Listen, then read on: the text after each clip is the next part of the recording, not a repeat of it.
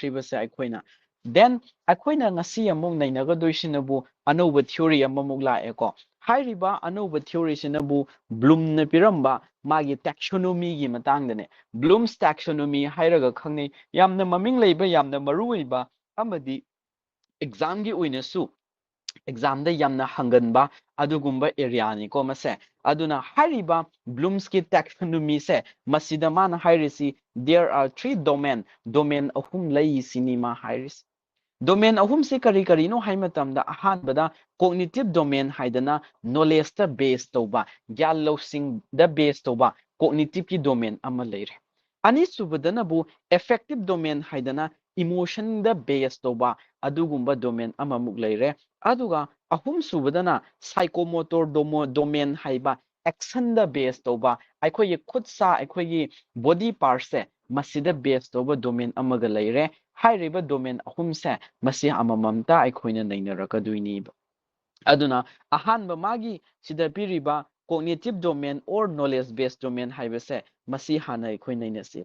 ꯑꯩꯈꯣꯏꯅ ꯍꯥꯏꯈꯤꯕ ꯀꯥꯟꯗ ꯃꯃꯥꯡꯗ cognitive ꯍꯦꯛ ꯄꯜꯂꯛꯄ ꯇꯥꯔꯒꯗꯤ brainꯒ ꯃꯔꯤ ꯂꯩꯅꯕ ꯑꯣꯏꯒꯅꯤ ꯑꯗꯨꯒ mindꯒ ꯃꯔꯤ ꯂꯩꯅꯕ ꯑꯁꯨꯒꯨꯝꯕ ꯑꯣꯏꯒꯅꯤ ꯍꯥꯏꯌꯦꯕ ꯑꯗꯨꯅ ꯁꯣꯝ ꯅꯥꯀꯟ ꯗꯥꯏꯒ꯭ꯔꯥꯝꯗꯁꯨ ꯄꯤꯔꯦꯀꯣ ꯁꯣꯝ ꯅꯥꯀꯟꯒꯤ ꯗꯥꯏꯒ꯭ꯔꯥꯝꯁꯤꯗ ꯃꯥꯅ ꯄꯤꯔꯤꯁꯤ ꯌꯦꯡꯉꯨ ꯍꯥꯏꯔꯤꯕ cognitive domain ꯁꯤꯗꯅꯦ level ꯈꯔ ꯂꯩꯌꯦꯕ ꯈ꯭ꯋꯥꯏꯗꯒꯤ ꯄꯤꯛꯄ ꯂꯦꯚꯦꯜꯗ ꯃꯥꯅ ꯁꯤꯗ ꯍꯥꯏꯔꯤꯁꯤ ꯀꯔꯤꯅꯣ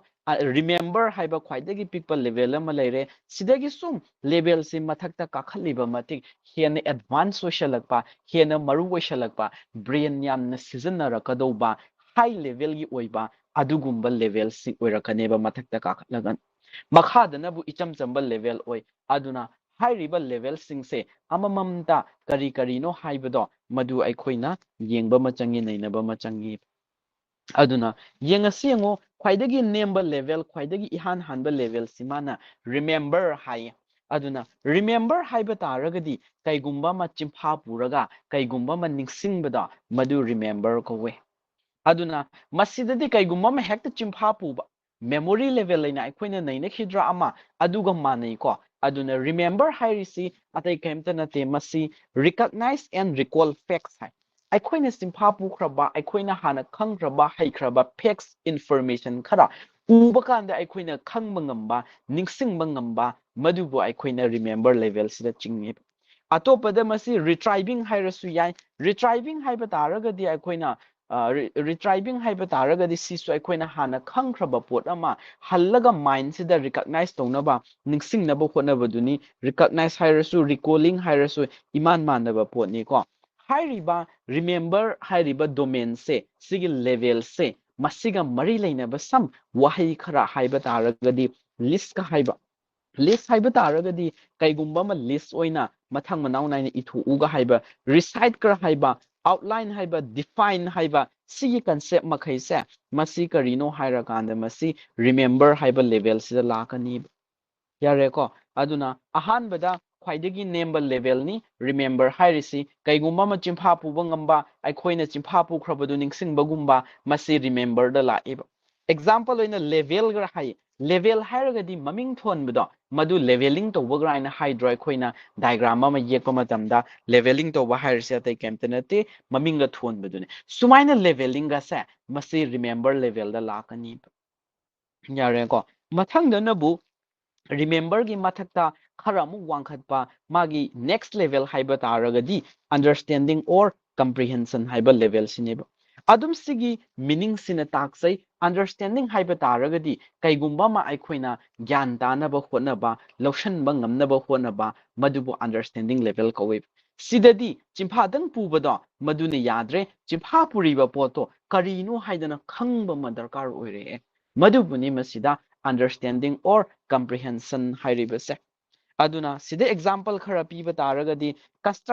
constructing meaning from oral written and graphic messages hai aikhoida mina chinda wahayuina hairakpa message oigera ai boigera graphic oigera madugi meaning do karino haidana aikhoina khangnaba hotnaba taragadi madu understanding level da lakani aduna interpret ka haibasi noida aikhoina kaigumba data ama pire data sin hiding isi karino graina hairagadi mado interpret toba kowe summarize kra haibase example oina summarize harju paraphrase hairasu hairap manaba wahi ngaktani ko aduna paraphrase or summarize haitadi asangba passage ama pire natraga class asangba ma tawkhre wari ma yam kuina sakhriba wari ꯄꯤꯈ꯭ꯔꯤꯕ lecture ꯅꯠꯇ꯭ꯔꯒꯅ ꯑꯁꯥꯡꯕ ꯋꯥꯔꯤꯗꯣ ꯃꯗꯨꯒꯤ ꯅꯨꯡꯒꯤ ꯑꯣꯏꯕ ꯋꯥꯐꯝ ꯁꯝꯂꯞꯅ ꯊꯝꯃꯨꯒ꯭ꯔꯥ ꯍꯥꯏꯕ ꯇꯥꯔꯒꯗꯤ ꯃꯗꯣ summarize ꯇꯧꯕ ꯀꯧꯋꯦ paraphrase ꯇꯧꯕ ꯀꯧꯋꯦ ꯄꯣꯠꯇꯨ ꯀꯔꯤꯅꯣ ꯑꯩꯈꯣꯏꯅ ꯈꯪꯗꯕ ꯇꯥꯔꯒꯗꯤ summarize ꯇꯧꯕ ꯉꯝꯃꯣꯏꯌꯦ ꯑꯩꯈꯣꯏꯅ ꯑꯗꯨꯅ understanding levelꯗ ꯂꯥꯛꯀꯅꯦꯕ ꯃꯣꯏꯁꯦ aduna infer gra haibasisu inference ka to baina lai ko inference ka haiside aikoina blood test ki report kumba urine test ki report kumba lae magi haksang da yaufam thokpana asini mang nangi haksang da yaubana asini gra value myam pi leire aduge value sing du yenga kana kari inference no nangji nasa du normal oi haribra natraga kari anaba bu leirabano adu mayam do madumaina nangna conclusion na mataribado madu inference to ba kowe sumaina tawdana aikoina ani suba level dana bokari understanding or comprehension haiba level se lai yare ko ahan bagi remember level laikre mathangda understand lere next ta ahum suba da lai sinabu apply haiba level amamuk lai apply haiba taragadi hana khangkraba knowledge hana khangkraba concept mayam do madu anoba situation da apply toba season na ngamagadi madu apply hairaga khangnei Manasusida Haiko. Use the already learned knowledge to new situations. Hana Kankraba Haikraba Nanga understand Taukraba Adugumba knowledge to anova situation the Nanga season of Bangamba Taragadi Madu apply to work away. Matang the Lakado reasonable Karino, Marie Subada analyze hyper level Amalai. Aduna karigumba manangonda piraga masi analyze tauga na haiba taragadi madu karino analyze tauga hairise haiba ganda break down the information into components hairiba nangonda piraiba potlamdo information do or fact do or any concept oibai mado machata na magi components singda magi parts singda thugaiba madubuni mana hairise constituent parts ta components ta thugaiba aduga part amamamdo makhoi masenge marakta kari mari leinabage part mayamdo punjallakansida achouba concept ama kamaina oire ibano gaina manung khutna nainaba taragadi aikhoina mado analyze toba kowiba aduna analyze ki mapung oiba main oiba poti karino hairaganda break down into components into constituent parts hairiba achouba information achouba concepto mado kari kari na semlakpano haidana parts thongna thugaiba parts mayam du nainaba parts mayam gi marakta kari mari leinabano parts amamam duga mapum duga kari mari leinabano graina nainaba adu iba taragadi madu aikhoina analyze toba kowi yare ko sumaina analyze haiba level ama leire sigi matung tarakpa matamda sidagi khara mu wangkhatpa level da kaila ke haiganda evaluate haiba ama lai evaluate hairaganabu just the value of information and ideas nangon the information khara leire nangon the idea khara leire min hairakpo oibiyai nangna sade puthok sabo oibiyai nangon the leire ba information do nangon the leire ba idea do madugi value do madugi judgment nama piba comment nama piba opinion nama piba nangna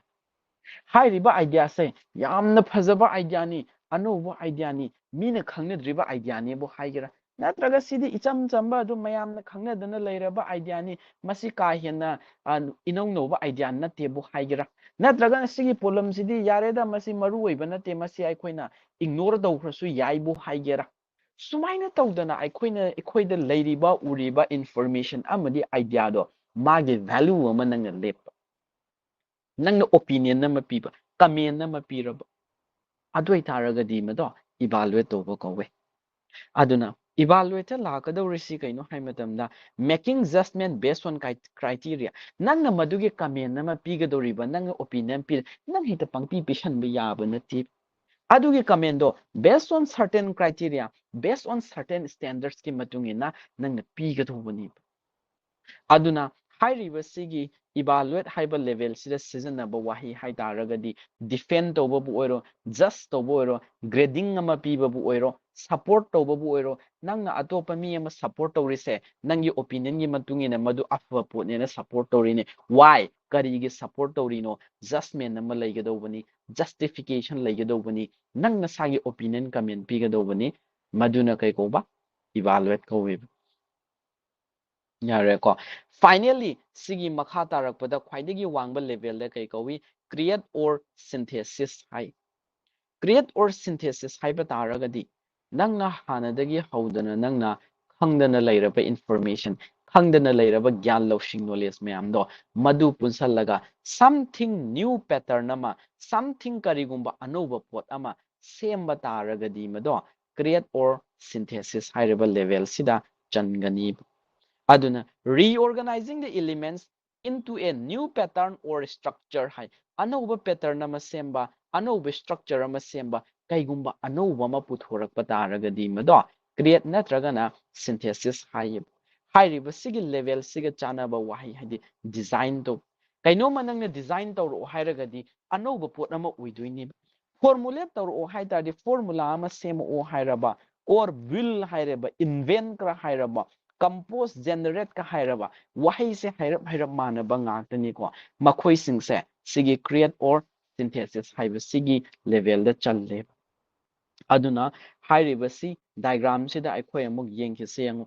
ihan hanbada remember haiba level ama leire masina khwaidagi pikpa level ni kaigumba ma chimpha puraga loire hana chimpha pukhibado madu ningsingbado madu aikhoina kai koba masi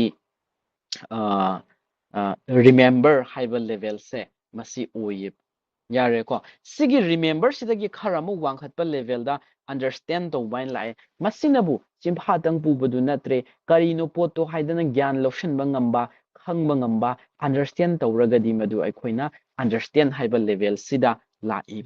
sida yamu khara wangkhatpada apply haidana lai apply haiba taragadi aikhoina hana khangaba information aikhoina hana khangdana leiraba knowledge to anouba situation da aikhoina sijanaba ngamaba apply tawba ngamaba adoiba taragadi mado apply haiba level se masida lakhani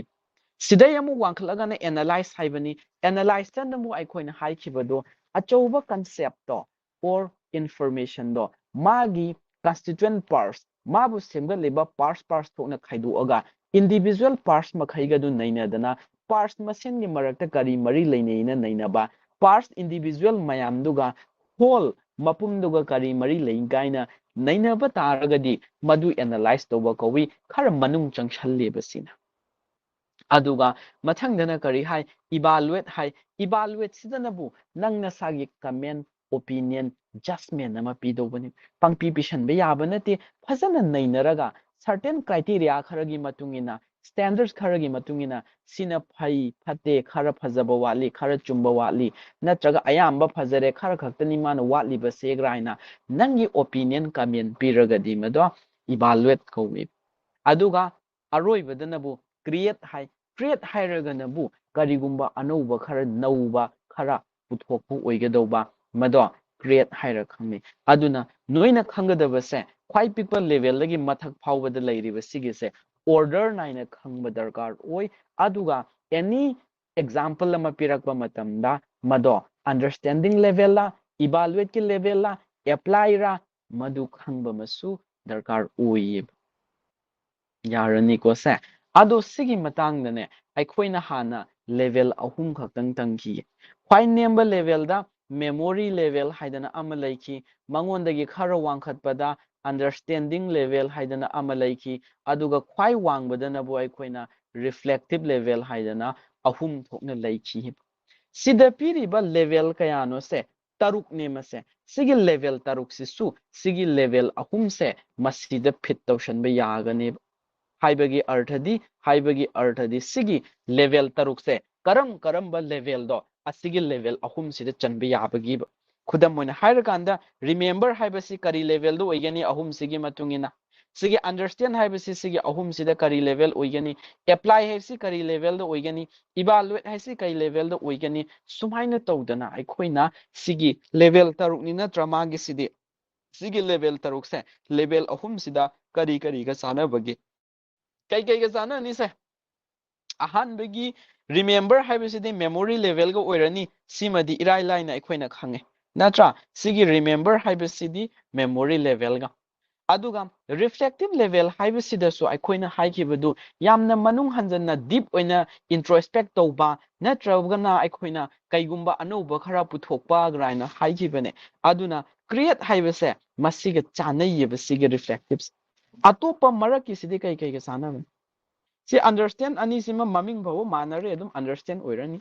si ahum sidi kariga sana bo oigani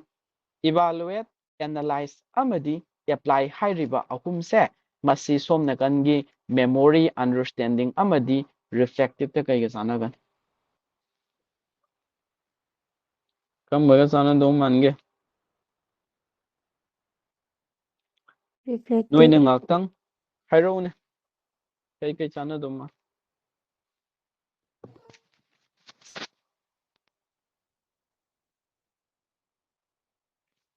hairiba sigi ahum se analyze su apply su understanding su makoi se adum understand oirani sigi evaluate so it is more of understanding kaigumba ma nangna comment opinion pi doise understanding ga hairap chanai kaigumba kanda reflective to oiba matang su yorok pe yai example gi makha pole piram iba potun simako aduna any example lama pirako matamda exam da budi si ahum sigi matungina khaidu ona hange but still they can ask this as well sigi matungina noina khaidu example do create la evaluate la analyze la hayo na no hangba yayi chima yare ko aduga noina khangdaba amana sigi bloom na piramba sa sigi bloom na pirambi ba magi cognitive domain gi sigi level mayam se order 9 na chimpha pu godobuni hairedana ko asengba original bloom masana piramba do madudadi kamain togi haimatamda evaluate sina mathakta leiraga sigi create sina makhada leyiba aduna evaluate sina khwaidagi wangba level oirammeba mana piramba dudadi adubu later on matung tarakpa kanda makha tarakpa lakpa scholar makhaina munna nainaraba matungda masigise khara modify taweba modify tawraba matungda kamaina lege hai kanda sidda piriba create sina khwai wangba level oihalle aduga evaluate sina second da thamkreba ado bloom na piramba dadi evaluate sina makokta leiraga create na ani subada layeba wangbada adubu exam gi oinadi noina bloom na piramba original sinataba modify tawraba sigi se masi season aganebe exam gi oinadi